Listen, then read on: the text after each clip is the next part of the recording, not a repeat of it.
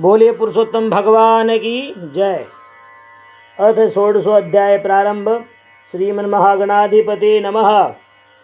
श्री भगवान नारायण नारद जी से, सुत जी, सोनकादि ऋषियों से भगवान विष्णु ने लक्ष्मी जी से इस कल्याणदायिनी कथा को सुनाया। सुनकर लक्ष्मी जी ने भगवान से कहा, हे सच्चिदानंद स्वरूप, संसार के दुखों का हरण करने वाले, आपने परोपकारार्थ इन कथाओं को प्रकट किया। आप कृपा कर अब यह बताएं कि जो लोग स्नान आदि कर्म करने में शरीर से असमर्थ हो, उनको कौन सा कर्म पुरुषोत्तम मास में करना चाहिए जिसे उनको पुण्य प्राप्ति हो। लक्ष्मी जी के प्रश्न को सुनकर भगवान विष्णु कहते हैं, हे लक्ष्मी, तुमने समस्त जन समुदाय के कल्याण के लिए उत्तम प्रश्न किया है। जो नर अथवा नारी शरीर से अशक्त हुए, प्रातः स्नान आदि कर्म नहीं कर सकते, उनको पुरुषोत्तम मास में भगवान का जप, कीर्तन, भजन करना चाहिए।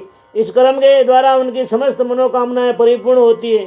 कलयुग में जो लोग कृष्ण के नाम का जप करते हैं, वे हजारों यज्ञ का फल प्राप्त करते हैं और करोड़ों तीर्थों का फल प्राप्त करते हैं।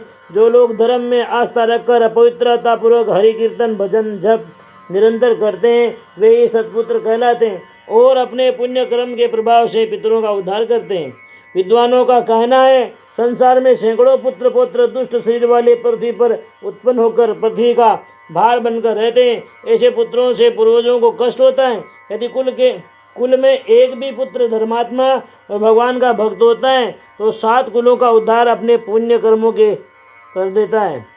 धर्मात्मा पुत्र हमेशा भगवान के चरणों में आस्था रखकर भगवान स्मरण, जप, भगवत गीता का पाठ और भगवान पुरुषोत्तम की आराधना करते हुए जीवन व्यतीत करते हैं। वे सांसारिक आवागमन से मुक्त हो जाते हैं। जैसे स्त्री की हत्या, राजा की हत्या, विश्वासघाती, दूसरों का सर्वस्व हरण करने वाला, बालकों की हत्या करने वाला, ग्राम में अग्नि लगाने वाला, गर्भपात करने वाला, माता का हत्यारा, मदिरा पीने वाला, सर्वनिंदक, गोत्रियों का हत्यारा, किए उपकार को न मानने वाला, मार्ग में बाधा उत्पन्न कर यात्रियों को कष्ट देने वाला आदि अनेक पाप कर्म करने वाले समस्त पापों से मुक्त हो जाते हैं।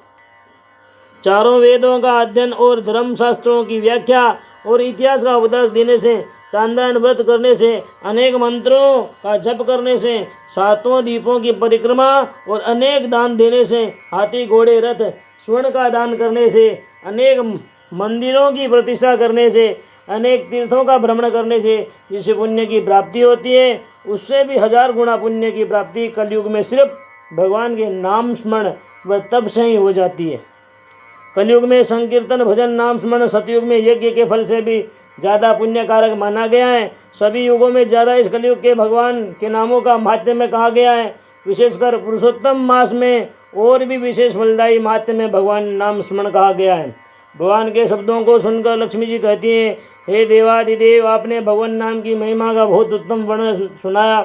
अब आप अन्नदान का महिमा वर्णन बताइए। अन्नदान की महिमा का वर्णन बताइए। भगवान विष्णु जी प्रसन्न होकर कहते हैं, हे प्रिय, तुमने उत्तम प्रकार का प्रश्न किया है, जिसकी महिमा से मनुष्य तुरंत पाप रहित हो जाता है। ऐसा तत्काल फलदायी अन्नदान होता है। संपूर्ण ब्रह्मांड में अन्न को सर्वश्रेष्ठ कहा गया है, क्योंकि अन्न के द्वारा संपूर्ण जीवों का पोषण होता है। अन्न सब जीवों का प्राण है। अन्न के द्वारा शरीर की पुष्टि होती है। मनुष्य चाहे कोई व्रत जब तब नियम न धारण करे, परंतु अन्नदान के द्वारा उत्तमोत्तम पुण्य प्राप्त कर सकता है। जो मनुष्य पुरुषोत्तम मास में थोड़ा भी अन्नदान कर लेता है, वह अनंत पुण्य को प्राप्त करता है। उसी प्रकार पुरुषोत्तम मास में जो मनुष्य एक भी उपवास कर लेता है, वह समस्त मनोकामनाओं से परिपूर्ण होकर मोक्ष को प्राप्त होता है। संपूर्ण मास का उपवास अथवा एक पक्ष का उपवास अथवा 6 रात्रि या 3 रात्रि का उपवास अथवा 1 दिन के बाद का एकांतर उपवास, इस प्रकार 1 दिन का भी उपवास अवश्य करना चाहिए। मनुष्य में जैसी शारीरिक शक्ति हो और क्षमता हो, उसी के अनुसार व्रत आदि धारण करना चाहिए।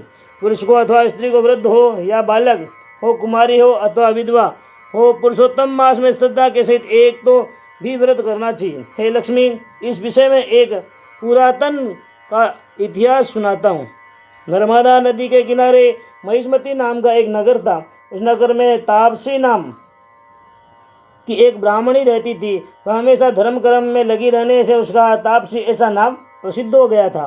पुरुषोत्तम मास में नित्य नियम धारण करते हुए श्रद्धापूर्वक संपूर्ण मास का पुण्य प्राप्त करती थी। उसी तापस की बाल्यावस्था की सखी शूद्र जाति में उत्पन्न चपला नाम की थी। वह अनेक घरों में लोगों का गृह कार्य करके अपना गुजारा करती थी। अचानक देव योग से मध्यावस्था के बाद उसके शरीर में कुछ रोग उत्पन्न हो गया, जिससे उसको महान कष्ट होने लगा। लोगों ने अपने घर में उसे काम कराना बंद कर दिया। इस कारण वह भूख से व्याकुल और रोग से ग्रसित होने से भगवान से मृत्यु की कामना करने लगी, परंतु मृत्यु भी नहीं हो रही थी। इस महान कष्ट के समय उसको अपने बाल्यावस्था की सखी तापसी की प्रशंसा सुनाई देने से वह आकर्षित होकर अपनी सखी तापसी के पास जाकर प्रार्थना करने लगी, हे सखी, मेरा संपूर्ण जीवन निरर्थक ही व्यतीत हुआ। मैंने अपने उदर पोषण के निमित्त दूसरों का गृह कार्य करने में जीवन व्यतीत कर दिया। जीवन में कोई भी पुण्य कार्य, व्रत, नियम आदि मैंने नहीं किया, इसलिए मेरे शरीर में कुष्ठ रोग हो गया और मैं व्याकुल होकर मृत्यु की इच्छा करती हूँ, परंतु मृत्यु भी नहीं होती। मृत्यु के बाद भी मुझे मेरे कर्मों के कारण नरक यातना भोगनी पड़ेगी। इसलिए हे सखी, तुम बड़ी पुण्यवान हो। तुमने सारा जीवन भगवान की आराधना में बिताए, तुम्हारे पास बहुत पुण्य संचित है। तुम अगर अपने पुण्य में से थोड़ा पुण्य मुझे दे दो तो मेरा उद्धार हो जाएगा। तुम्हारे पुण्य के प्रभाव से सुखपूर्वक मेरी मृत्यु होकर मैं नरक की यातना से बच जाऊंगी। हे सखी, तुम बड़ी दयालु हो, मेरी प्रार्थना स्वीकार करो। तुम्हारे सिवा मेरा उद्धार करने वाला कोई नहीं है। उसकी करुणा में प्रार्थना सुनकर तापसी को दया आ गई और उसने हाथ में जल लेकर भगवान पुरुषोत्तम का स्मरण करके संकल्प किया कि मैंने पुरुषोत्तम मास में जो उपवास का नियम धारण किया था उसमें से एक उपवास का पुण्य इसको समर्पित करती हूँ। ऐसा कहकर हाथ का संकल्पित जल जैसे उसके शरीर पर छोड़ा, वैसे स्वर्गलोक से उत्तम विमान आया और उसका रोगग्रस्त शरीर मृत्यु को प्राप्त होकर उसकी आत्मा दिव्य स्वरूप होकर विमान पर बैठकर स्वर्गलोक को चली गई। स्वर्गलोक के दिव्य सुखों को भोग कर फिर से पृथ्वी पर जन्म लिया। इस जन्म में वह पुण्य के प्रभाव से काशी नाम की नगरी में राजकन्या के रूप में उत्पन्न होकर अनेक परोपकारी और शुभ कृत्यों को करते हुए भगवान विश्वनाथ की अनन्य भक्ति करते हुए संसार में विख्यात होकर शिवलोक को प्राप्त हुई। हे लक्ष्मी, पुरुषोत्तम मास के एक उपवास का पुण्य इतना प्रभावशाली हुआ कि वह शूद्र स्त्री जिसने जीवन भर कोई शुभ कार्य नहीं किया, अपनी सखी तापसी के द्वारा दिए पुण्य के प्रभाव से इतना सुख और उच्च पद प्राप्त किया, तो फिर जो स्वयं भगवान पुरुषोत्तम की सेवा, आराधना, व्रत, नियम धारण करेंगे उनको कितना पुण्य और उस पुण्य के प्रभाव से कितना सुख प्राप्त होगा, इसकी कल्पना तुम स्वयं कर सकती हो। जय जय श्री अधिक मास महात्म्य सार ब्रह्मणार्दीय पद्माधारे 16 अध्याय परिपूर्ण। शुभम भवतु। बोलिए पुरुषोत्तम भगवान की जय।